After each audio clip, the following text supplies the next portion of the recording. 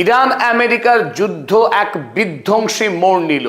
গত 40 দিন টানা ইরান আমেরিকার যে যুদ্ধ হয়েছিল তার চাইতেও অনেক বেশি ভয়াবহ হতে চলেছে ইরান যুদ্ধ। কারণ আমেরিকা যুক্তরাষ্ট্র 23 বছর পর ইরাক যুদ্ধের পর প্রথমবারের মতো মার্কিন কোন রাষ্ট্রপতি কংগ্রেসে বিজ্ঞপ্তি জানিয়ে যুদ্ধ শুরু করতে যাচ্ছে। তাই এই যুদ্ধ এতদিন যতটা হালকাভাবে বিবেচনা করা হচ্ছিল সেই জায়গায় আর দাঁড়িয়ে রইল না। একদিকে আমেরিকার রাষ্ট্রপতি তার রাষ্ট্রপতির ক্ষমতা ব্যবহার করে এতদিন যুদ্ধ করছিলেন, এবার সরাসরি মার্কিন কংগ্রেসের অনুমতি নেওয়ার মধ্য দিয়ে সমগ্র মার্কিন যুক্তরাষ্ট্র এককাট্টা হয়ে ইরান যুদ্ধে অবতীর্ণ হতে যাচ্ছে। 1 নম্বর পয়েন্ট। অপরদিকে আমেরিকার 50,000 উন্নত প্রশিক্ষণপ্রাপ্ত সেনারা এই মুহূর্তে মধ্যপ্রাচ্যের মাটিতে নেমে গিয়েছে, যারা আরো বড় আরো ব্যাপক ধ্বংসাত্মক যুদ্ধের জন্য কেবলমাত্র নির্দেশের অপেক্ষা করছে। অন্যদিকে আমেরিকা ইতিমধ্যেই আবারও ওমান উপসাগরে এক মারাত্মক শক্তিশালী নৌ অবরোধ গড়ে তুলেছে আজ থেকেই। এবং গতকাল ডোনাল্ড ট্রাম্প ঘোষণা করেছেন যে সমস্ত জাহাজ হরমুজ দিয়ে এই ওমান উপসাগর পার করবে তাদের প্রত্যেকটা জাহাজকে যত টাকার মাল পরিবহন করে নিয়ে যাবে তার 20% টাকা মাসুল হিসেবে দিতে হবে মার্কিন সরকারকে, প্রতিরক্ষা কর হিসেবে। ওদিকে ইরানও চুপ করে বসে নেই।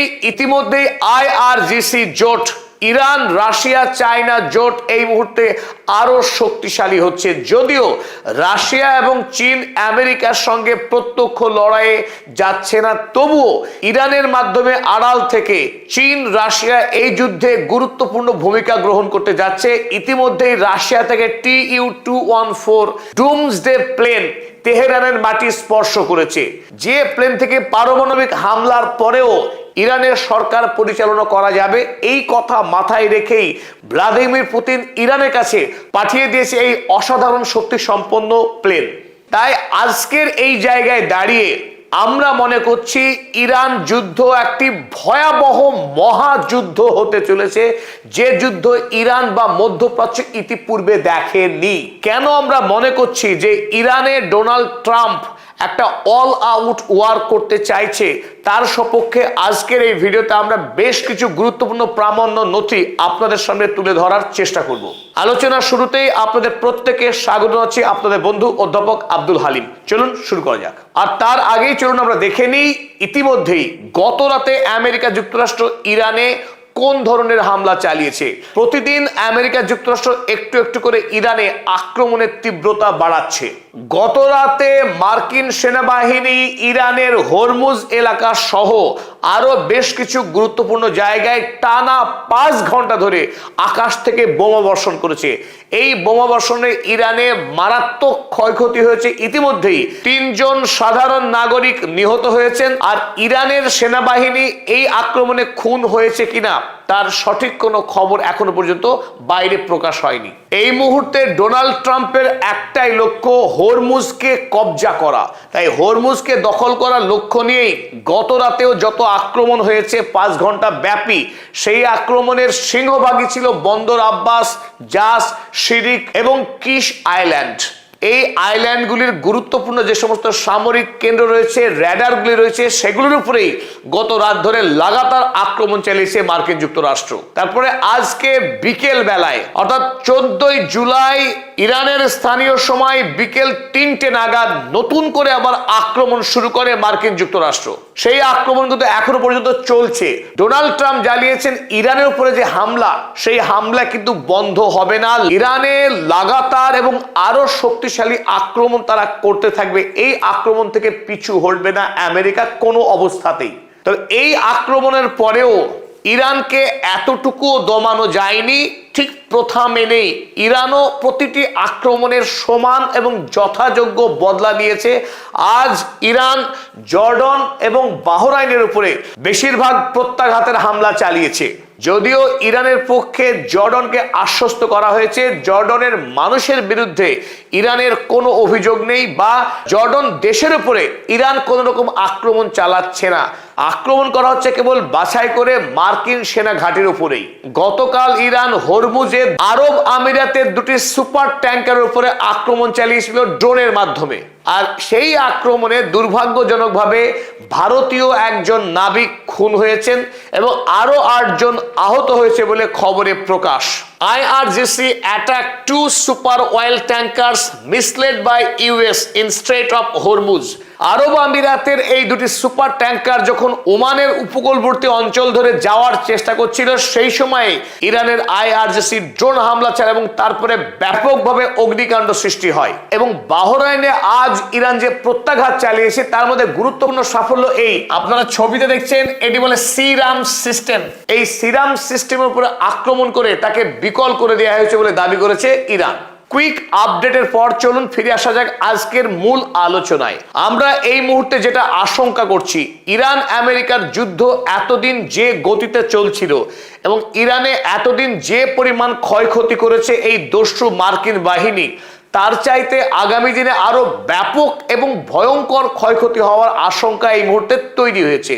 তার কারণ ডোনাল্ড ট্রাম্প 3 দিন আগে মার্কিন পার্লামেন্টে বিজ্ঞপ্তি দিয়ে জানিয়েছে যে আমেরিকা যুক্তরাষ্ট্র ঐক্যবদ্ধভাবে এবার ইরান যুদ্ধ শুরু করবে। অর্থাৎ এতদিন যে যুদ্ধ চালাচ্ছিল ডোনাল্ড ট্রাম্প, সেটি নিজের রাষ্ট্রপতি হিসেবে তার যে ক্ষমতা, সেই প্রেসিডেন্সিয়াল এক্সিকিউটিভ পাওয়ারকে কাজে লাগিয়েই ডোনাল্ড ট্রাম্প এতদিন যুদ্ধ লড়ছিলেন ইরানের বিরুদ্ধে। আমেরিকার পার্লামেন্ট ডোনাল্ড ট্রাম্পকে এই যুদ্ধ থেকে থামাবার জন্য তারা ভোটাভুটিতে পর্যন্ত গিয়েছিল, কিন্তু সেই প্রক্রিয়াকে বানচাল করতে ডোনাল্ড ট্রাম্প এবার আঁটঘাট বেঁধে কোমর বেঁধে তিনি নেমেছেন। এবং দেখলাম ইরাক যুদ্ধের পর গত 23 বছরে আমেরিকা যে অসংখ্য যুদ্ধ লড়েছে, সেই প্রতিটা যুদ্ধই লড়েছে রাষ্ট্রপতির এক্সিকিউটিভ পাওয়ার কাজে লাগিয়ে।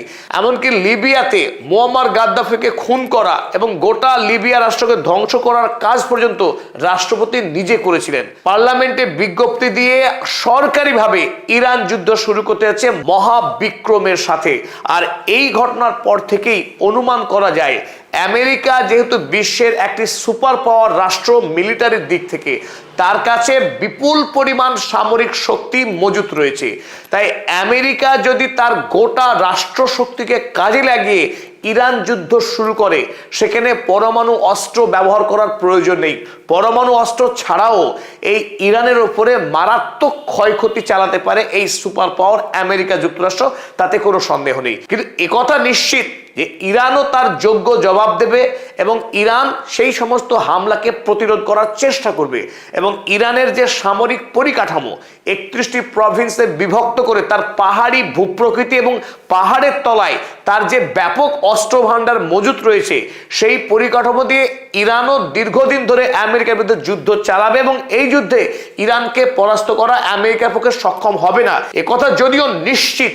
কিন্তু সাধারণ মানুষের ঘর বাড়ির, স্কুল, হাসপাতাল পরিকাঠামো যে অবস্থা সিরিয়া বা লেবাননে হয়েছে, ইরান শক্তিশালী দেশ হওয়া সত্ত্বেও আগামী দিনে যে ব্যাপক ক্ষয়ক্ষতি হবে সেই আশঙ্কা কিন্তু এখন ঘনীভূত হচ্ছে।